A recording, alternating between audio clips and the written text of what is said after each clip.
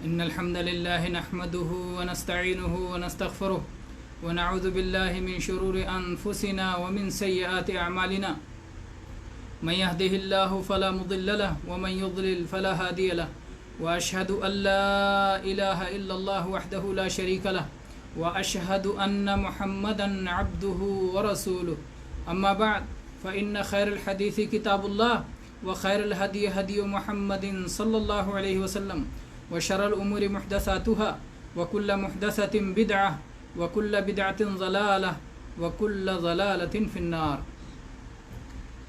اللہ تبارک و تعالیٰ کی حمد و ثنا، جس کی رحمتیں اور جس کے انعامات انگنت اور بے شمار ہیں، اور اللہ کے آخری نبی رحمت عالم بشیر و نذیر داعی اللہ سراج منیر محمد ابن عبداللہ پر بے شمار صلاۃ و سلام کے بعد، ہم نبی کریم صلی اللہ علیہ وسلم کی احادیث جو صوم سے متعلق ہیں اور جنہیں حافظ ابن حجر رحمہ اللہ نے اپنی کتاب بلوغ المرام من ادلۃ الاحکام میں ذکر کیا ہے، مرتب کیا ہے، اسے بالترتیب پڑھ رہے ہیں۔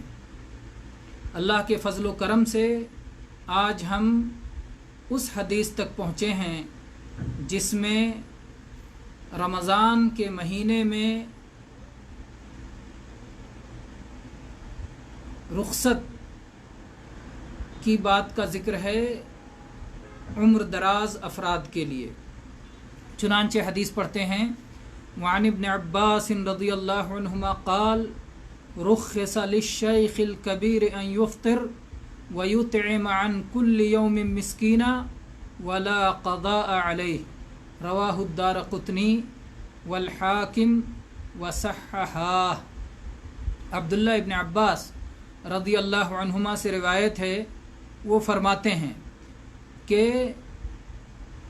بوڑھے شخص کو رخصت دی گئی ہے کہ وہ صوم نہ رکھے اور ہر دن کے بدلے ایک مسکین کو کھانا کھلائے، اور اس کے اوپر قضا نہیں ہے۔ اسے امام دارقطنی اور امام حاکم نے روایت کیا ہے، اور ان دونوں نے اسے صحیح قرار دیا ہے۔ یہاں جو عبداللہ ابن عباس رضی اللہ عنہ فرما رہے ہیں کہ رخصت دی گئی، بوڑھے شخص کو رخصت دی گئی، تو اس کا مفہوم ایک تو یہ ہو سکتا ہے کہ رسول اللہ صلی اللہ علیہ وسلم سے انہوں نے یہ بات سنی کہ اللہ کے نبی نے رخصت دی، تو اللہ کے نبی کریم صلی اللہ علیہ وسلم کی بات سن کر کے اپنے لفظوں میں انہوں نے بیان کر دیا، تو یہ ہوگا کہ یہ مرفوع ہے، اللہ کے نبی صلی اللہ علیہ وسلم کی بات ہے، حدیث مرفوع ہے۔ اور دوسرا مفہوم یہ ہو سکتا ہے کہ اللہ تبارک و تعالیٰ نے عبداللہ ابن عباس رضی اللہ عنہ کو جس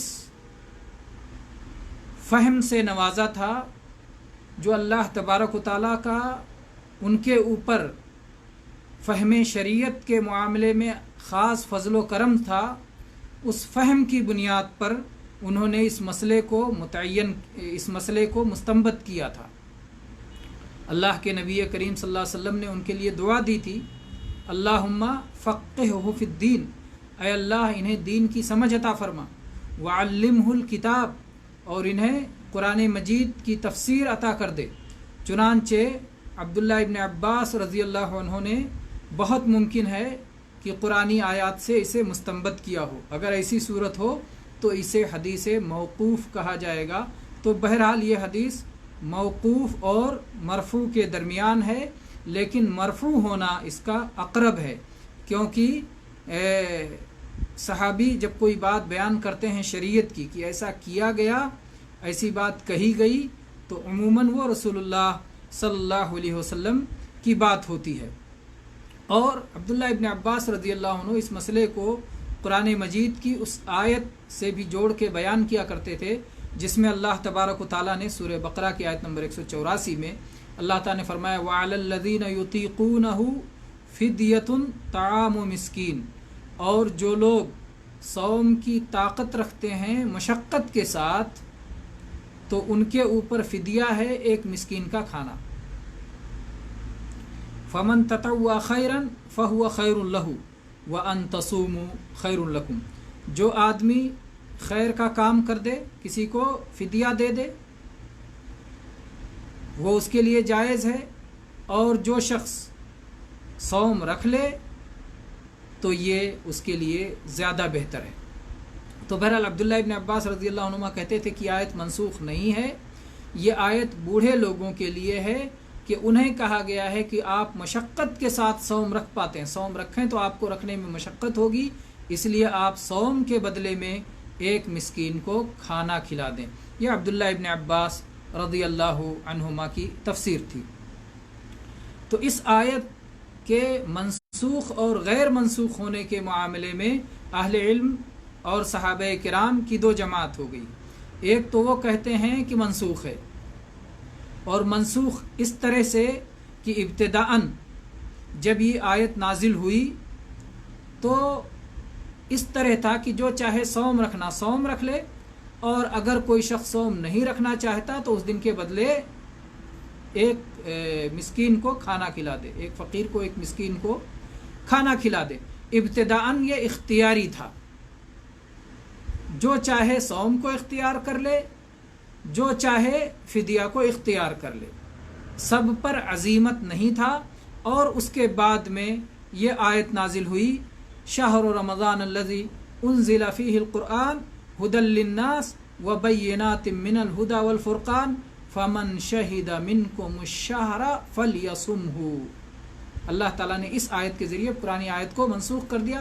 اللہ نے کہا جو بھی یہ مہینہ پائے، اس مہینے میں مقیم ہو، اس مہینے میں صحیح ہو، تندرست ہو، بیمار نہ ہو، مقیم ہو، مسافر نہ ہو، فلیصم ہو تو صوم رکھے۔ اس کے ذریعے سے اللہ نے پچھلی آیت کو منسوخ کر دیا، اور چنانچہ امام بخاری رحمہ اللہ نے اسی کو اپنی صحیح میں ذکر کیا ہے، اور عبداللہ ابن عمر اور سلمہ ابن اکوع رضی اللہ عنہم سے یہ بات ذکر کی ہے، اور اسی طرح سے اور بھی روایات کو امام بخاری نے ذکر کیا ہے، جیسے کہ ابن ابی لیلہ کا یہ اثر ذکر کیا ہے کہ وہ کہتے ہیں کہ رسول اللہ صلی اللہ علیہ وسلم کے صحابہ نے ہم سے بیان کیا کہ جب ابتدا میں رمضان کے صوم کا حکم نازل ہوا تو صحابہ کے لیے شاق گزرا، تو کچھ لوگ ہر دن کے بدلے ایک مسکین کو کھانا کھلا دیتے تھے جنہیں اس کی طاقت رہتی تھی، اور کچھ لوگ صوم رکھا کرتے تھے۔ اس کے بعد میں انہیں رخصت دی گئی، اور پھر اس رخصت کو منسوخ کر دیا گیا وَأَن تَصُومُوا خَيْرٌ لَكُمْ کی آیت کے ذریعے سے، اور صوم کا حکم دے دیا گیا۔ اور یہی اسی طرح سے عبداللہ ابن عمر رضی اللہ عنہ سے بھی ثابت ہے، وہ کہتے ہیں انہا منسوخہ۔ تو یہ ایک ہو گئی پہلی رائے کہ یہ منسوخ ہے، اور دوسرا قول ہے یہ منسوخ نہیں ہے۔ یہ عبداللہ ابن عباس رضی اللہ عنہ کہتے ہیں یہ منسوخ نہیں ہے، بلکہ یہ بوڑھے لوگوں کے لیے ہے جو مشقت کے ساتھ طاقت رکھتے ہیں کہ وہ صوم نہ رکھیں بلکہ وہ اس کے بدلے فدیہ دے دیں۔ بہرحال حافظ ابن کثیر رحمہ اللہ دونوں کو جمع کر دیتے ہیں، یہ سب سے بہترین چیز ہے۔ اگر دو مختلف اقوال ہوں اور ان کو اکٹھا جمع کیا جا سکے اور ان کو ایک لڑی میں پرویا جا سکے تو یہ سب سے بہتر طریقہ ہے۔ چنانچہ حافظ ابن کثیر رحمہ اللہ کہتے ہیں کہ خلاصہ یہ ہے کہ جو تندرست ہے اور جو مقیم ہے، یعنی مسافر اور بیمار نہیں ہے، اس کے اوپر صوم رکھنا واجب ہے، اس کے بارے میں یہ آیت منسوخ ہے۔ اگر کوئی شخص تندرست ہے اور مقیم ہے، مسافر نہیں ہے، تو اس کے بارے میں آیت منسوخ ہے، اس کو دو اختیار حاصل نہیں ہے۔ لیکن جو آدمی کمزور ہے، بوڑھا ہے، بوڑھی عورت ہے یا بوڑھا مرد ہے، تو ایسے لوگوں کے لیے یہ آیت منسوخ ہے، ان کے لیے یہ آیت منسوخ نہیں ہے، بلکہ ان کو اختیار ہے کہ وہ چاہیں تو صوم رکھیں اور چاہیں صوم نہ رکھ کر کے وہ اس کے بدلے مسکین کو کھانا کھلا دیں۔ تو وہ آدمی جو صوم رکھنے کی طاقت نہیں رکھتا ہے اسے اجازت دی گئی کہ وہ خود صوم نہ رکھے اور قضا بھی اس کے اوپر لازم نہیں، بلکہ وہ کسی کو کھانا کھلا دے۔ تو ان اقوال میں حافظ ابن کثیر رحمہ اللہ نے جو اقوال کو جمع کر دیا ہے یہ سب سے بہتر اور مناسب بات معلوم ہوتی ہے۔ اور علامہ ابن عثیمین رحمہ اللہ کہتے ہیں کہ اس آیت سے عبداللہ ابن عباس رضی اللہ عنہما نے جو استنباط کیا ہے وہ ان کی گہری فقہ کی طرف دلالت کرتی ہے کہ کس طرح سے انہوں نے یہ مسئلہ مستنبط کیا کہ جب اللہ تبارک و تعالیٰ نے ابتداءً صوم کا حکم دیا تو کہا جو چاہے صوم رکھے اور جو چاہے اس کے بدلے ایک غریب کو کھانا کھلائے، تو گویا یہ دونوں ایک دوسرے کے برابر ہیں، صوم رکھنا اور ایک غریب کو کھانا کھلانا، دونوں عبادتوں کا درجہ اللہ تعالیٰ نے برابر رکھا۔ اور جب اللہ تبارک و تعالیٰ نے اس کو منسوخ کر دیا، اس اختیار کو منسوخ کر دیا، تو گویا جس شخص کے لیے صوم رکھنے میں مشقت ہے تو صوم کا بدلہ جسے اللہ نے صوم کے برابر قرار دیا تھا وہ باقی ہے۔ تو اس سے معلوم ہوتا ہے کہ کتنی گہری فقہ اور دین کی کتنی گہری سمجھ اللہ تبارک و تعالیٰ نے عبداللہ ابن عباس رضی اللہ عنہ کو عطا فرمائی تھی۔ امام ابن کثیر رحمہ اللہ فرماتے ہیں کہ بوڑھے مرد اور بوڑھی عورت کے ساتھ اس مسئلے میں دو لوگ اور بھی شامل ہیں۔ کون کون شامل ہیں؟ ایک حاملہ عورت اور دوسرے مرضعہ عورت۔ حاملہ وہ عورت جس کے پیٹ میں بچہ ہو، اور مرضعہ وہ عورت جو کسی بچے کو دودھ پلا رہی ہے۔ تو دودھ پلانے والی عورت یا حمل والی عورت یہ دونوں بھی اسی میں شامل ہیں کہ اللہ تبارک و تعالیٰ کی طرف سے انہیں رخصت ہے، وہ چاہیں تو صوم رکھیں اگر انہیں صوم رکھنے میں کوئی مشقت نہیں ہے، اور اگر انہیں صوم رکھنے میں اپنی وجہ سے یا اپنے بچے کی وجہ سے مشقت ہے تو پھر وہ ایک دن کے بدلے ایک غریب کو کھانا کھلا دیں۔ حافظ ابن کثیر رحمہ اللہ نے اس مسئلے کو ذکر کیا ہے، اور سچ پوچھیے تو اس مسئلے میں علماء کا بڑا اختلاف ہے۔ کون سے مسئلے میں؟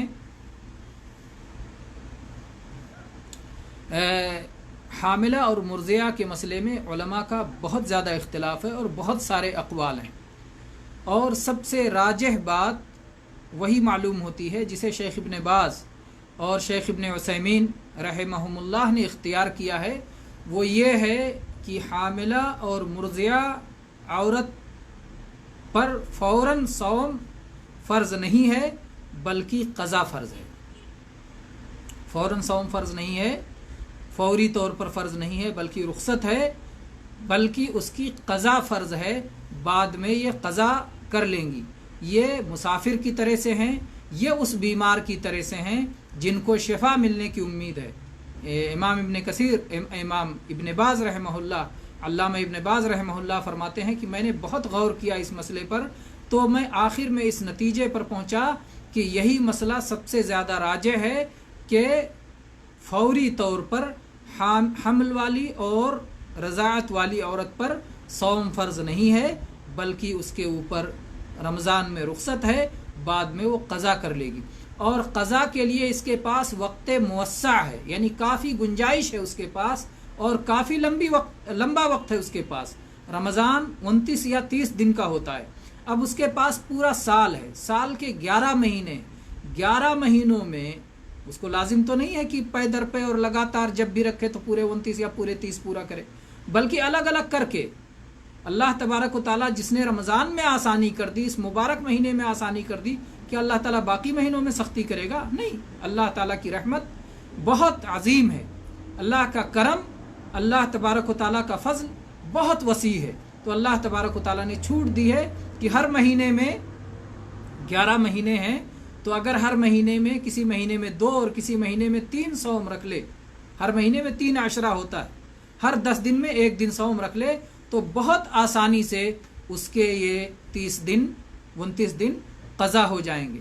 لیکن ایک مسئلہ یہ ہے کہ اگر کسی عورت کو 1 سال حمل رہا رمضان میں، اس کے بعد جب بچہ پیدا ہوا تو اگلے سال وہ دودھ پلانے میں آیا، اس کے بعد والا سال پھر دودھ پلانے میں آیا، تو 3 سال کا صوم اس کے اوپر جمع ہو گیا، 3 سال کا صوم جمع ہو گیا۔ تو اس طرح سے اگر 30 دن ہے 30 دن ہے تو 90 دن اس کے اوپر ہو گیا۔ اس طرح سے اس کے کئی سال جمع ہو سکتے ہیں۔ ہو سکتا ہے اس حمل و رضاعت کے بعد پھر حمل ٹھہر جائے، پھر اس کے بعد ٹھہر جائے، تو ایسا بہت امکان ہے۔ اسی بنیاد پر بہت سارے اہل علم نے کہا ہے کہ اگر اتنا زیادہ کسی کے ساتھ معاملہ ہے کہ بار بار حمل اور رضاعت سے وہ گزر رہی ہے، تو پھر وہ ہر دن کے بدلے ایک غریب کو کھانا کھلا دے۔ لیکن اگر کسی کے پاس یہ موقع ہے کہ وہ قضا کر سکتی ہے تو اس کے لیے یہی اصل ہے۔ اور شیخ ابن عثیمین اور شیخ ابن باز رحمہم اللہ یہی کہتے ہیں کہ یہ کیا نام ہے قضا کریں گی، یہی ان کے حق میں سب سے بہتر ہے۔ اب جو ہے ہم یہاں اس مسئلے پر آتے ہیں کہ افطار کے اسباب کیا ہیں۔ افطار یعنی روزہ توڑنے کی اجازت کن کن وجوہات کی بنیاد پر دی گئی ہے۔ ایک شخص کو اگر صوم توڑنے کی رخصت ہے کہ آپ صوم نہ رکھو، رمضان کا مہینہ ہے آپ صوم نہ رکھو، تو وہ کون لوگ ہیں یا وہ کیا اسباب ہیں جن کی وجہ سے کسی کو رخصت ملتی ہے؟ یہ وجہ آپ کے پاس ہے، یہ عذر آپ کے پاس ہے، یہ سبب آپ کے پاس ہے تو آپ کو رخصت ہے۔ کیا کیا اسباب ہیں؟ پہلا سبب ہے سفر، یا آپ کہہ لیجئے پہلا سفر ہے مرض، جیسا کہ اللہ تعالیٰ نے قرآن پاک میں پہلے بیماری کو ذکر کیا۔ اللہ تعالیٰ نے فرمایا فمن کان منکم مریضا او علی سفر، جو آدمی بیمار ہو یا مسافر ہو، تو پہلے اللہ نے بیماری کو ذکر کیا، اس لیے ہم بھی پہلے بیماری کو ذکر کرتے ہیں۔ پہلی وجہ ہے، پہلا عذر ہے جس کی وجہ سے رمضان میں صوم رکھنے کی رخصت ہے، وہ ہے بیماری۔ اگر کوئی بندہ بیمار ہے تو اس کو اللہ تعالیٰ کی طرف سے اجازت ہے۔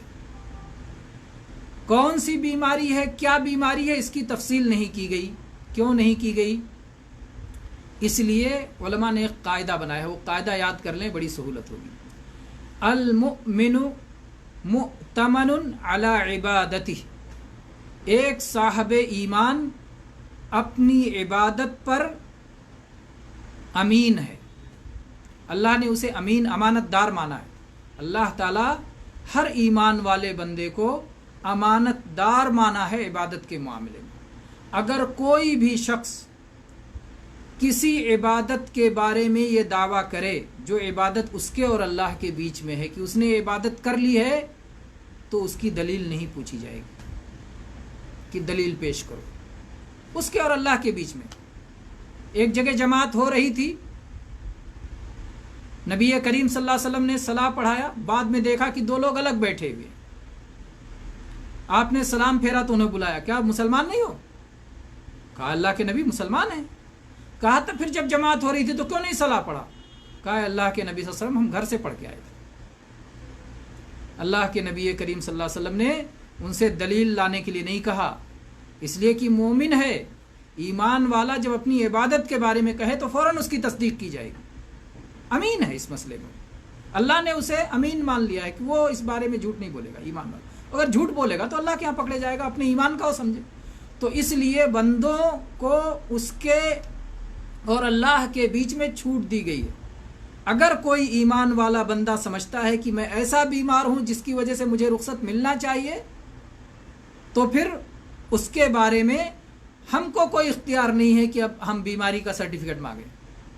اگر کوئی شخص صوم نہیں رکھ رہا اور کہہ رہا ہے کہ میں بیمار ہوں، تو وہ اپنے اور اللہ کے بیچ میں جانتا ہے، وہ ایمان والا ہے۔ تو ہر ایمان والا اپنی عبادت کے معاملے میں جو اس کے اور اللہ کے بیچ میں ہے، کسی نے کہا میں نے زکوٰۃ دے دی، آپ نہیں ہوتے اس کا حساب لینے والے، کہاں دی، کیسے دی، کس کو پہنچایا، نہیں، اس نے زکوٰۃ دے دی، ایمان والا ہے۔ میں نے صلاح پڑھ لی، صلاح پڑھ لی۔ میں نے صوم رکھ لیا، ہاں رکھ لیا۔ میں نے صوم نہیں رکھا کیونکہ میں بیمار ہوں، ہاں بیمار ہے، اس کا عذر اس کے پاس ہے۔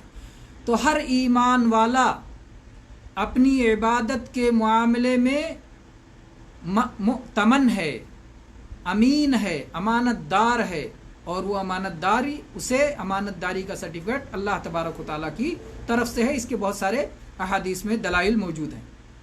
تو بہرحال یہ پہلا سبب ہے جس کی وجہ سے صوم رکھنے میں رخصت ملتی ہے، وہ ہے بیماری۔ اللہ نے فرمایا فمن کان منکم مریضا او علی سفر فعدۃ من ایام اخر، اگر کوئی آدمی بیمار ہے یا مسافر ہے اور اس کی وجہ سے صوم چھوڑ دیتا ہے تو بعد میں اسے قضا کر لینا چاہیے، ان دنوں کی گنتی پوری کر لینی چاہیے۔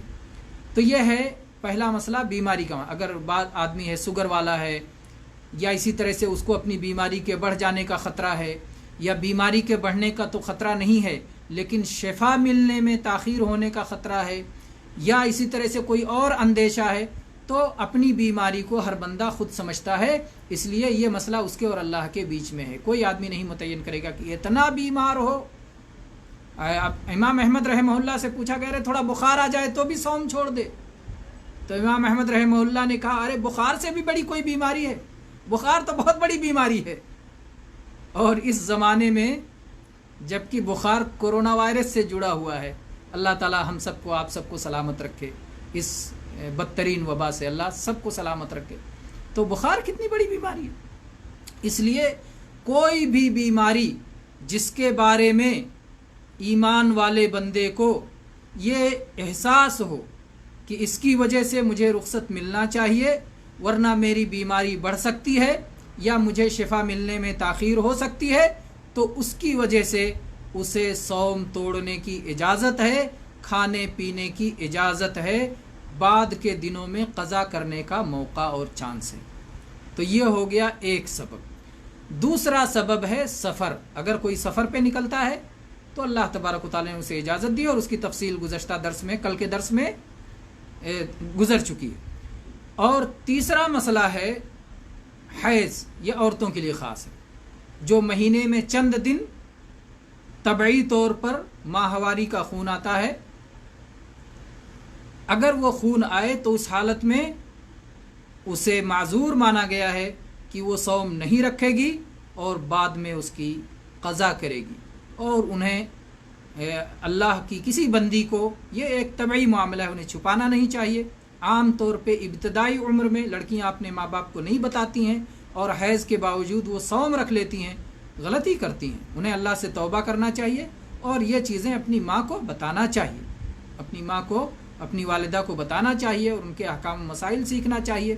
مردوں کو حیض کے مسائل اپنی عورتوں کو سکھانا چاہیے، حیض میں کیا جائز ہے کیا ناجائز ہے، کب پاک ہوں گی کب ناپاک ہوں گی، یہ سارے مسائل سیکھنا چاہیے اور بتانا چاہیے۔ ان اللہ لا یستحی من الحق، اور یہ مسائل نہ جاننے کی وجہ سے اور صفائی ستھرائی نہ کرنے کی وجہ سے بہت ساری بیماریاں اور بہت ساری پریشانیاں پیدا ہوتی ہیں۔ تو یہ ہو گیا تین عذر ہو گیا، پہلا بیماری، دوسرا عذر ہو گیا سفر، اور تیسرا عذر ہو گیا حیض، اور چوتھا عذر ہے کہ صوم رکھنے کی وجہ سے اگر کسی کی ہلاکت کا خوف ہو، صوم رکھنے کی وجہ سے اگر کسی دوسرے کی، میرے صوم رکھنے کی وجہ سے کسی دوسرے کی ہلاکت کا خوف ہو، یہ کون ہے؟ یہ حمل والی عورت اور دودھ پلانے والی عورت ہے، کہ اگر وہ صوم رکھتی ہے تو اس کے بچے کو خطرہ ہے، دودھ اس کو پورا نہیں ہوگا، یا جو بچہ پیٹ میں ہے اس کی نشو و نما میں کو خطرہ ہے، اس کی صحت کو خطرہ ہے۔ تو اگر ہمارے صوم رکھنے کی وجہ سے کسی اور کو خطرہ ہو تو ہم صوم رکھ کے اس کو خطرے میں نہیں ڈال سکتے۔ اس وقت بھی اللہ نے اجازت دی ہے کہ آپ صوم توڑ دو، دوسرے کو صوم رکھ کے خطرے میں نہ ڈالو۔ اللہ اکبر، کتنا عظیم الشان دین ہے دین اسلام، کہ ایک عبادت جو اللہ کو بہت پسند ہے، جو اللہ نے ساری امتوں پہ فرض کیا تھا، اس عبادت کو اللہ معاف کر دیتا ہے بندے کو جب بندہ اس کے ذریعے سے اس عبادت کو چھوڑ کر کے اللہ کے کسی اور بندے کی مدد کر سکتا ہے، اس کی جان بچا سکتا ہے، اس کے کام آ سکتا ہے، تو اللہ نے اس عبادت کی چھوٹ دے دی کہ بعد میں قضا کر لینا۔ علماء نے کہا اس کی مثال اس شخص کی بھی ہے کہ اگر ایک شخص ڈوب رہا ہے اور ایک شخص روزہ رکھے ہوئے ہے، اگر یہ روزہ نہیں توڑے گا تو ڈوبنے والے کو بچا نہیں سکتا، اس پہ فرض ہے کہ اپنا روزہ توڑے اور ڈوبنے والے کی زندگی بچائے۔ اللہ اکبر، کتنا عظیم الشان ہے یہ دین، دین اسلام۔ اللہ تبارک و تعالی ہمیں اس دین کی قدر و قیمت سمجھنے کی توفیق عطا فرمائے، جب تک زندہ رکھے، اس دین اسلام پہ زندہ رکھے، ہماری وفات ہو تو ایمان پہ وفات ہو، کلمہ شہادت اشہد ان لا الہ الا اللہ و اشہد ان محمد الرسول اللہ، اس پر جان نکلے، اور اللہ تبارک و تعالی اسے ہم سے قبول فرما کے جہنم سے آزاد کر کے جنت نصیب فرمائے، آمین۔ بہرحال کہنا یہ ہے کہ یہ کل 4 اسباب ہیں، 4 اسباب ہیں: بیماری، سفر، حیض، اور اگر ہمارے صوم کی وجہ سے کسی اور کی ہلاکت کا خطرہ ہے تو بھی اللہ کی طرف سے ہمیں صوم توڑنے کی اجازت ہے۔ بلکہ کبھی فرض ہو جاتا ہے، جیسے ڈوبنے والے کو بچانا ہے، یا اسی طرح سے آگ لگ گئی اس آگ کو بجھانا ہے، یا اسی طرح سے اور کسی کی زندگی بچانا ہے۔ زندگی بچانے کے لیے اگر صوم توڑنے کی ضرورت ہو تو ہم صوم توڑ کے دوسروں کو زندگی بچائیں گے، صوم توڑ دیں گے لیکن زندگی کو بچائیں گے۔ زندگی کی بڑی قیمت ہے اسلام کی نظر میں، ہر انسان کی زندگی کی بہت قیمت ہے۔ اس کے بعد میں یہ مسئلہ کہ کس بیماری کی وجہ سے رخصت کی اجازت ہے، مسئلہ بیان ہو گیا کہ ہر صاحب ایمان مؤتمن ہے۔ اب یہ مسئلہ کہ کیا رمضان کے دن اگر ہم سے چھوٹ جائیں اور بعد میں ہمیں قضا کرنا ہے تو کیا جس طرح رمضان لگاتار ہے ویسے لگاتار قضا کرنا ہے؟ نہیں، صحیح بات یہ ہے کہ اللہ تبارک و تعالیٰ کی طرف سے ایسی کوئی شرط نہیں۔ اللہ نے کہا فَعِدَّةٌ مِّنْ أَيَّامٍ أُخَرَ، دوسرے دنوں میں یہ گنتی پورا کر لے، اور اس کے لیے پورے 11 مہینے انسان کے پاس ہیں۔ اور چنانچہ عائشہ رضی اللہ عنہا کیسے، یعنی یہ نہیں کہ جتنے جلدی ہو سکے بلکہ آپ رمضان کے چھوٹے ہوئے صوم کو جا کے شعبان میں پورا کرتی تھی۔ اور قضا میں تاخیر کا مسئلہ، قضا میں تاخیر کا مسئلہ 2 طرح سے ہم اسے سمجھ لیتے ہیں۔ ایک تو اس طرح سے کہ کیا ہم اگلے رمضان سے پہلے قضا کر لیں گے یا اگلے رمضان کے بعد بھی قضا ہو سکتی ہے؟ تو اس میں کوئی شک نہیں کہ ہر نیکی میں اور ہر قرض کو اتارنے میں اور ہر ذمہ داری سے سبکدوش ہونے میں جتنی جلدی ہو سکے اسی میں خیر اور بہتری ہے۔ تو جتنے جلدی آدمی قضا کر لے یہ اس کے حق میں بہتر ہے، لیکن اللہ تبارک و تعالیٰ کی طرف سے اجازت ہے، اس لیے آدمی تاخیر کر سکتا ہے۔ البتہ اگر کسی سے اتنی تاخیر ہو گئی کہ اگلا رمضان آ گیا اور اگلے رمضان تک بھی وہ نہیں رکھ سکا، اس کے بعد یہ رمضان میں اس رمضان کا صوم رکھے گا، پرانا رمضان باقی رہے گا۔ اگر اس رمضان میں بھی عذر ہے تو اس رمضان والا بھی آگے چلا جائے گا، اور پھر آگے وہ جا کے جو ہے آگے جا کر کے وہ قضا کرے گا۔ بعض صحابہ کرام یہ فتویٰ دیا کرتے تھے کہ اگر کوئی شخص اتنی تاخیر کر دے بلا عذر، صرف بعد میں رکھ لیں گے، بعد میں رکھ لیں گے، بعد میں رکھ لیں گے، تصویف کی بنا پر ٹال کے کہ اگلا رمضان بھی آ جائے اور اس کے بعد ٹل جائے، اگلے رمضان کے بعد، یعنی پچھلے رمضان کی قضا، پچھلے رمضان کے چھوٹے ہوئے دنوں کی قضا اگلے رمضان تک نہ کر سکے بلکہ اس کے بعد کرے، تو وہ قضا بھی کرے اور ایک مسکین کو ساتھ میں کھانا بھی کھلائے۔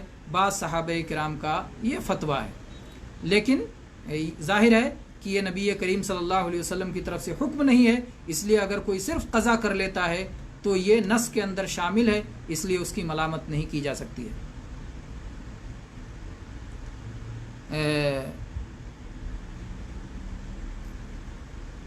کچھ اور مسائل ہیں، انشاءاللہ ان مسائل کو بعد میں دیکھا جائے گا۔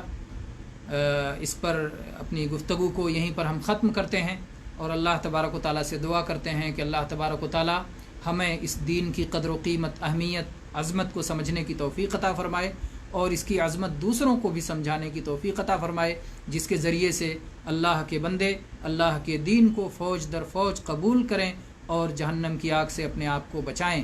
ساری انسانیت کی ہمدردی ہمارے اندر ہونا چاہیے کہ جو لوگ شرک و کفر کی طرف بھاگے جا رہے ہیں، جہنم کی راہ پر بھاگے جا رہے ہیں، کیسے انہیں جنت کی طرف لایا جائے، اس کی ہمیں فکر ہونی چاہیے۔ اللہ تبارک و تعالیٰ یہ فکر ہمارے دلوں میں پیدا کرے اور اس کے ذریعے سے ہمارے دلوں میں دعوت کا جذبہ پیدا کرے اور دعوت کو پھیلانے کا اور بڑھانے کا جذبہ پیدا کرے۔ اللہ تعالیٰ اسے ہم سے قبول فرمائے اور اللہ تعالیٰ اس کی برکت سے دنیا اور آخرت ہماری سنوار دے، آمین۔ دیکھتے ہیں اب آپ لوگوں کی کمنٹس کو، تعلیقات کو۔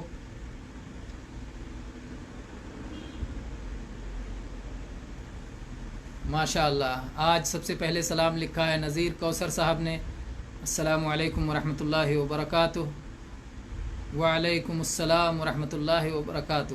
یہ سارے بھائیوں نے جنہوں نے بھی سلام لکھا ہے، اور اس کے بعد ابو زین العابدین ماشاء اللہ مجاہد قادری صاحب، اور اس کے بعد عبدالغفور قیصر بھائی نے سلام لکھا ہے، اور اس کے بعد اپنی روایت کے مطابق سبھی پیارے پیارے بھائیوں اور قبلہ محترم۔ دیکھیے قبلہ کا لفظ جو ہے علماء کے لیے لکھنا ہمارے یہاں بہت رائج ہے، لیکن یہ درست نہیں ہے میری سمجھ سے۔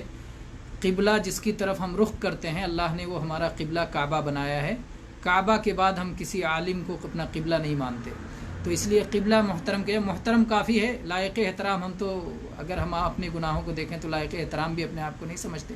اللہ تبارک و تعالیٰ کی عیب پوشی ہے، ستر پوشی ہے۔ اللہ تعالیٰ اپنا یہ پردہ جاری رکھے، اللہ اپنے فضل و کرم سے، اور ہمیں جو ہے اللہ تبارک و تعالیٰ ہر طرح کی رسوائی سے دنیا اور آخرت میں محفوظ رکھے۔ بہرحال قبلہ نہیں لکھنا چاہیے علماء کو، یہ ہمارے یہاں مبالغہ کی صورت ہے۔ جزاک اللہ خیر، آپ کی محبت کا بہت بہت شکریہ۔ استاد گرامی عبدالہادی عبدالخالق مدنی صاحب السلام علیکم، اور اس کے بعد میں وسیم خان صاحب اللہ برکت دے، وہ برابر دیکھ رہے ہیں، مشاہدہ کر رہے ہیں۔ ابو زین العابدین، نذیر کوثر صاحب، قیصر صاحب نے لکھا شکریہ، خوش سلامت رہیں، زندگی میں آسانیاں ہوں، آمین آمین ثم آمین۔ وسیم صاحب نے بھی سلام لکھا، ماشاء اللہ لکھا۔ اس کے بعد نذیر کوثر صاحب نے ایک سوال لکھا ہے، شیخ صاحب اگر بڑے مسکین کو کھانا کھلانے کی طاقت بھی نہیں رکھتے ہیں تو کیا کریں؟ اگر کوئی یہ شخص بوڑھا مرد ہے یا بوڑھی عورت ہے اور اس کے پاس مسکین کو کھانا کھلانے کی بھی طاقت نہیں ہے، تو اللہ نے سب کچھ معاف کر دیا ہے۔ لا واجب علی العاجز، عاجز پر کوئی چیز واجب اور فرض نہیں ہوتا۔ اللہ تعالیٰ نے فرمایا لا یکلف اللہ نفسا الا وسعها، اللہ تعالیٰ کسی کو اس کی طاقت سے زیادہ بوجھ نہیں ڈالتا۔ اللہ تعالیٰ نے فرمایا ما جعل علیکم فی الدین من حرج، اللہ نے دین میں کوئی تنگی نہیں رکھی۔ اللہ تعالیٰ نے فرمایا یرید اللہ بکم اليسر ولا یرید بکم العسر، اللہ تعالیٰ تمہارے ساتھ آسانی چاہتا ہے، تمہارے ساتھ مشکل نہیں چاہتا۔ نبی کریم صلی اللہ علیہ وسلم جو ہے الحنیفیت السمحہ، نرم اور تسامح والا، نرمی والا دین لے کے آئے تھے، اور آپ نے فرمایا ما کان الرفق فی شیء الا زانہ ولا نزع من شیء الا شانہ، جس چیز میں نرمی ہوتی ہے اسے مزین اور خوشنما بنا دیتی، اور جس میں سختی ہوتی ہے اسے بدنما کر دیتی ہے۔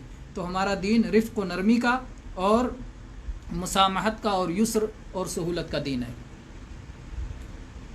آج ایک ویڈیو دیکھی، بڑا حیران ہوا، کیا گدھی کا دودھ حلال ہے؟ گدھی کا دودھ حلال ہے؟ جن جانوروں کا گوشت کھانا حلال ہے، ان جانوروں کی اور چیزیں بھی حلال ہیں، جیسے ان کا دودھ پینا، اور اسی طرح سے ضرورت پر ان کا پیشاب پاخانہ بھی پاک ہے۔ لیکن گدھی کے مسئلے میں گدھی تو ناپاک ہے، واللہ عالم۔ کس نے لکھا، کیوں لکھا، کس دلیل کی بنیاد پہ لکھا، وہیں دیکھنا چاہیے۔ پاکستان کے کسی ٹی وی شو میں بات ہو رہی تھی۔ اللہ تعالیٰ ان شوز کو خیر و برکت کا ذریعہ بنائے اور امت میں شر اور فتنہ پھیلنے کا ذریعہ نہ بنائے۔ ابو رئیس صاحب ماشاء اللہ، اور وسیم خان صاحب، قیصر صاحب، آج بھی صوم پر بھرپور معلومات ملی۔ 4 وجوہات ہیں جن کی بنا پر صوم کو چھوڑا جا سکتا ہے، صوم چھوڑنے کی اجازت ہے، بعد میں قضا کرنا ہوگا۔ بہت شکریہ استاد محترم۔ اور پھر لکھا آئندہ نہیں ہوگا، جزاک اللہ خیر، نذیر کوثر صاحب نے، جزاکم اللہ خیر۔ ہمیں امید ہے کہ اس سے آپ سب نے فائدہ اٹھایا ہوگا، یہ درس بھی انشاءاللہ مفید رہے گا۔ اللہ تبارک و تعالیٰ اسے ہم سب کے لیے خیر و برکت اور فائدے کا ذریعہ بنائے۔